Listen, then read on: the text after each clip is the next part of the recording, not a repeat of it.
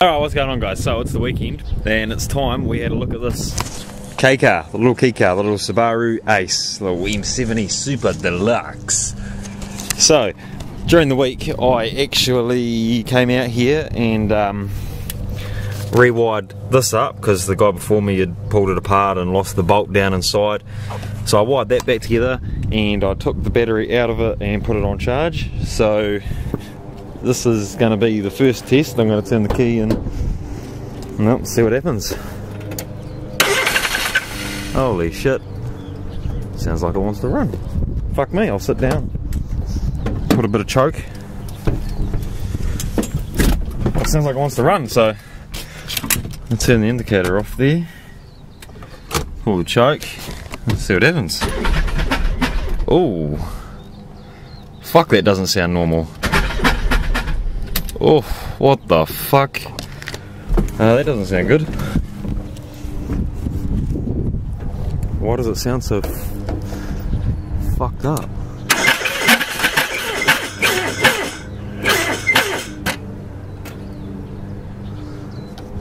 That's weird. It actually sounds like it's out of time or something. Shit. Alright, so I just checked the oil in it.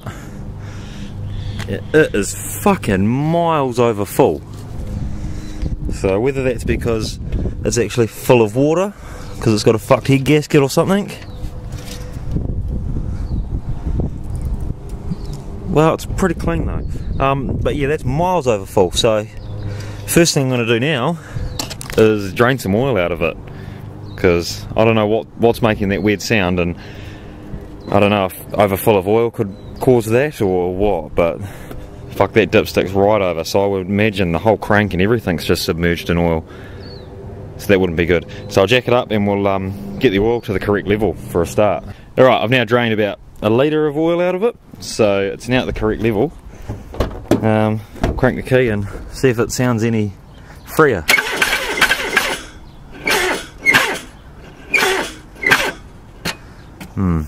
Doesn't sound very good, does it? I was hoping that there was just that much oil in it. It was just the crank was swimming, so I thought it might have been hopefully just binding it up for some reason, but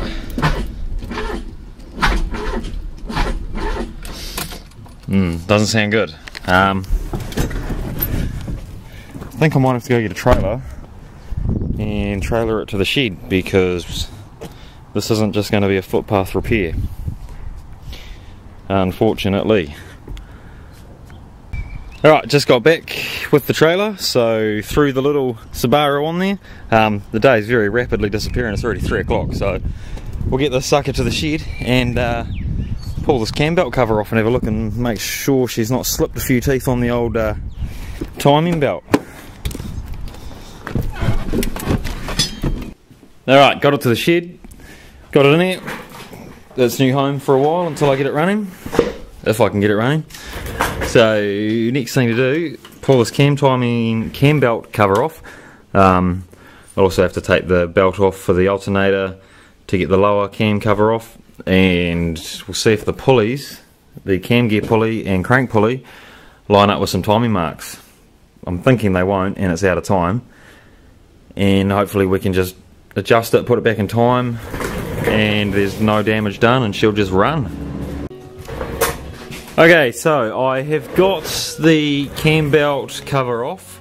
There's 2 marks on the cam gear, one there and one there, so they're actually like, if you put a ruler across them, it would be there. It'd be across there-ish. And I've also found the mark on the crank pulley, or the crank gear.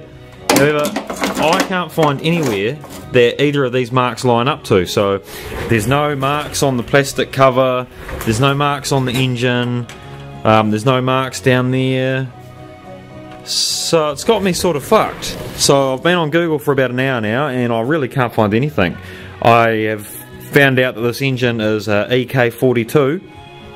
And it came out in quite a few different vehicles. It's also got little D's all over it. I'm fairly, excuse me, fairly sure that's the Daihatsu logo. Could be wrong, but that's kind of everywhere on it. So whether it's a Daihatsu engine or not, I couldn't really find that out either. But yeah, so this is doing my head in. I'm really not sure. I need to know where these marks line up so I can then see if it's out of time. The timing belt's in pretty bad condition. It's sort of starting to separate in between the teeth and the top of the belt. So I'm fairly certain that that timing belt's probably stretched and slipped a couple of teeth, and that's what's giving me that ugly noise, because there's probably piston hitting valves. Yeah, so hopefully I can figure it out. Someone might know out there. If someone knows, let us know in the comments below, man, because this is doing my head in.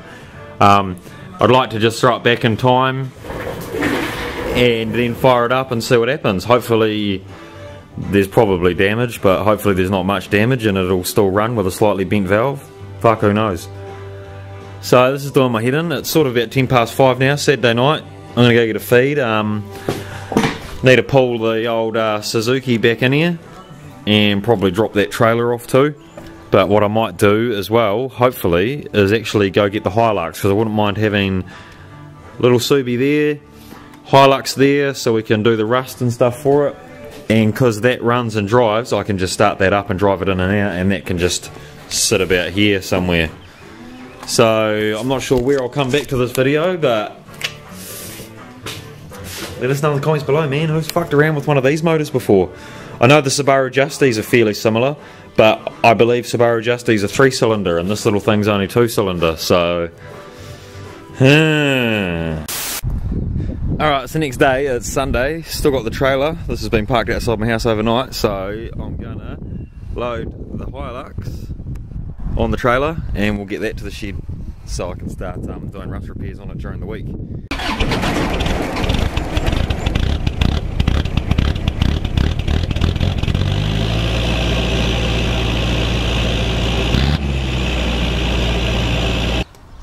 So the main cunts that have done the rust repairs before me have obviously done some pretty shitty wiring jobs, and there is no key. Well, there is a key, but it doesn't start the vehicle.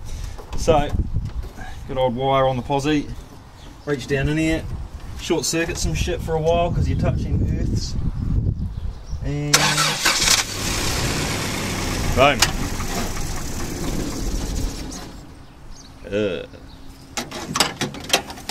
Probably out of gas.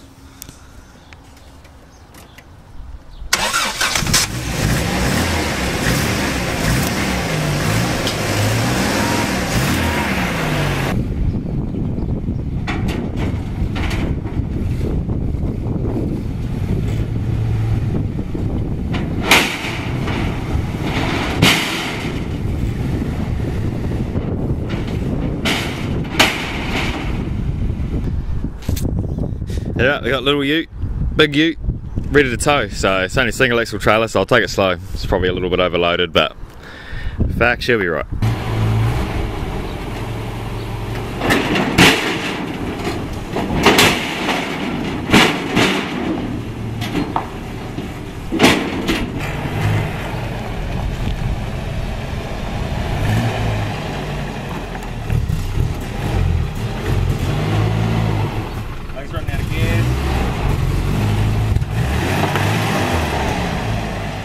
Alright, probably should have cleaned it before I bring it in here, but now that that's in here, I can pull the windscreen out during this week after work hours and have a look at how bad this rust actually is and see whether we can salvage this cab or whether I need to go to Auckland and pick up a new cab.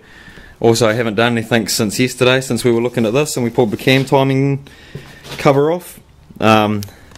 Yeah, so like I said, there's 2 lines on the top of the cam gear, but I can't find anywhere that they line up with, and I can't find anywhere on the internet that gives me any advice on where to line them up with. And I've also found the mark on the crank gear, but I can't find anywhere on the block where that lines up with either. So what I probably need to do is actually get some engine degreaser and just give it a spray back so it's nice and clean, so I'm not missing anything, and use my phone torch and a mirror maybe and look right down and all in and around. So yeah, I'm not going to get any work done on this today. What we need to do is I need to go drop this trailer back off, and being Father's Day and all that, bit of a barbecue and such celebrations, so we'll probably throw the A-frame back on the front of the Suzuki and tow it behind Cliffy and get it out to the farm and do some wheeling.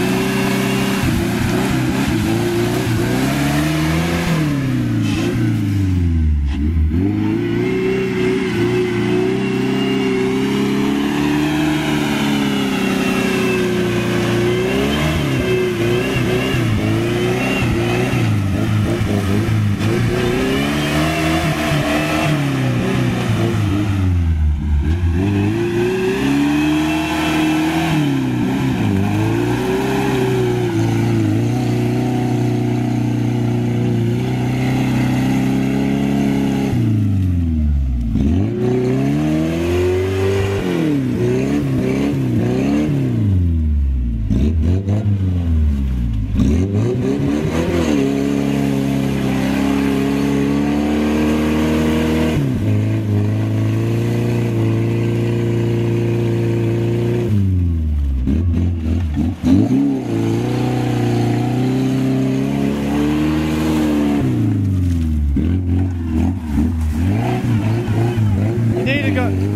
need to go that way more. You need to go that way more. It's like a big wall.